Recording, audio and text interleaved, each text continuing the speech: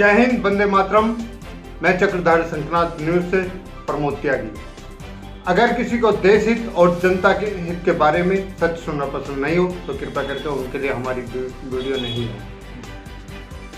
जैसा कि हम सभी जानते हैं कि 5 राज्यों के चुनाव इलेक्शन असेंबली ने निर्धारित किए हैं 2022 में। घोषणा का बिगुल बज चुका है। ये इलेक्शन उत्तर प्रदेश, उत्तराखंड, गोवा, मणिपुर और पंजाब में होंगे।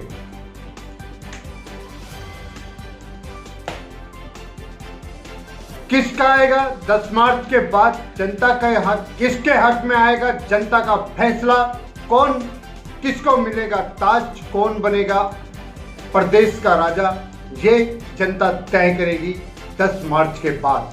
यही सब जानकारी के लिए देखते रहिए लास्ट तक।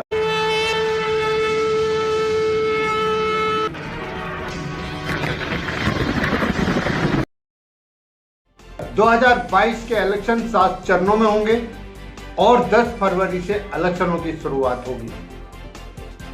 चुनाव प्रचारों का बिगुल बज चुका है।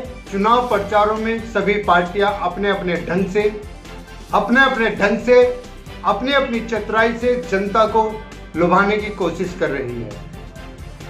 2022 में होंगे इलेक्शन, ऐसा इसी ने दिया भरोसा कि चुनाव समय से ही कराया जाएगा। चुनाव आयोग की सीसी की काफी आलोचना हुई थी और सुप्रीम कोर्ट ने खरी खोटी सुनाया था। उसके बाद चुनाव आयोग ने कई जगह के चुनावों को टाल दिया। वार्तालाप हुई है। सुनील चंद्र ने कहा कि चुनाव आयोग उत्तर प्रदेश स्थित सभी 5 राज्यों में चुनाव कराएगा। उसने कहा है कि 2022 में चुनाव कराने का हमें पूरा भरोसा है। इस कोरोना की महामारी में हमने 2021 में जो अनुभव प्राप्त किए हैं वह हमारे लिए काफ़ी है और हम बड़ी सावधानी के साथ 2022 के 5 राज्यों के चुनाव कराने में सक्षम होंगे। कोरोना की इस महामारी में पहले भी हम कई राज्यों में चुनावों की समस्या को झेल चुके हैं और बड़ी सावधानी के साथ हम चुनाव करा भी चुके हैं।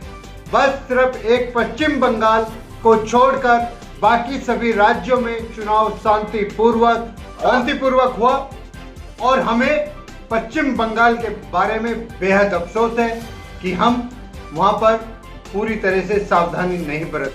बाकी के प्रदेशों से जो अनुभव मिला है, हम उस अनुभव के आधार पर कहते हैं कि हम चुनाव बेफिक्र होकर 5 राज्यों में करा सकते हैं। हमें चुनाव कराने में कोई भी परेशानी का सामना नहीं करना पड़े, जैसा कि हमने पिछली साल भी कराया था।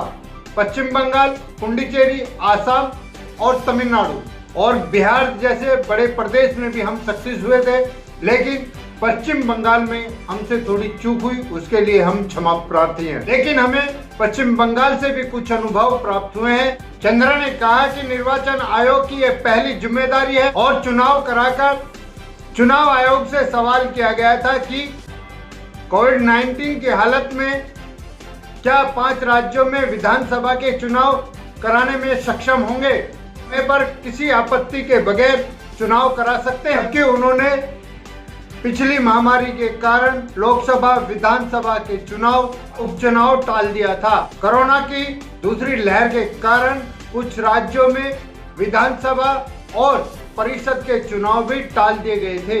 क्या 2022 में ओमिक्रॉन कोरोना को रोकने की लहर कमजोर रहेगी? चंद्रा ने कहा कि जैसा आपको पता है कि कोविड-19 की दूसरी लहर इतनी तेजी से आक्रमित हुई थी, उतनी ही जल्दी उसका असर भी समाप्त हो गया था। ऐसे ही ओमिक्रॉन भी जल्दी ही समाप्त हो जाएगा, हमें इसकी पूरी उम्मीद है। और अब तो हमारे देश के अंदर 100 करोड़ से ज्यादा की डबल डोज लग चुकी हैं और 25 करोड़ से ज्यादा सिंगल डोज लगी हुई है, यानी कि 125 करोड़ डोज हमारा देश की जनता को लगा चुका है, जिससे हमें खतरे की संभावना कम दिखाई देती है। और कोरोना की वजह से 5 साल चुनाव का इंतजार नहीं कर सकते, क्योंकि चुनाव समय पे ही कराना सुनिश्चित होता है। उत्तर प्रदेश, उत्तराखंड, मणिपुर और गोवा में जहां बीजेपी की सरकार है वहीं पंजाब में कांग्रेस की सरकार है। चुनाव आयोग के 2021 के आंकड़ों के अनुसार पूरे देश में सबसे अधिक आबादी वाला प्रदेश उत्तर प्रदेश है, जिसकी जनसंख्या 14 करोड़ 89 लाख से 89 मतदाता हैं, जबकि पंजाब में 2 करोड़ से कुछ ज्यादा हैं। 12,58,000 के समथिंग है। उत्तराखंड में 78,20,000 करीब मतदाता हैं। इसी तरह मणिपुर में 19,38,000 और गोवा में 11,58,000 मतदाता हैं। इनका सब आंकड़ा मिलाकर 17.5 करोड़ के आसपास होता है। 17.5 करोड़ मतदाताओं को वोटिंग कराने के लिए हमारी टीम पूरी तरह से स्वस्थ है। हम बेझिझक 5 प्रदेशों में विधानसभा के चुनाव करा सकते हैं, ऐसा निर्वाचन आयोग चंद्रा ने कहा। चंद्रा ने पश्चिम बंगाल को फिर याद दिलाया और कहा कि हालांकि बाद में पश्चिम बंगाल के अंदर कुछ त्रुटियां रह गई थी, जिस कारण हमें सर झुकाना पड़ा और हमें अफसोस है उस चीज का, लेकिन 2022 में हम चुनाव आयोग जिम्मेदारी लेता है कि इस तरह की किसी भी गलती को दोबारा प्रोत्साहन नहीं देने देंगे।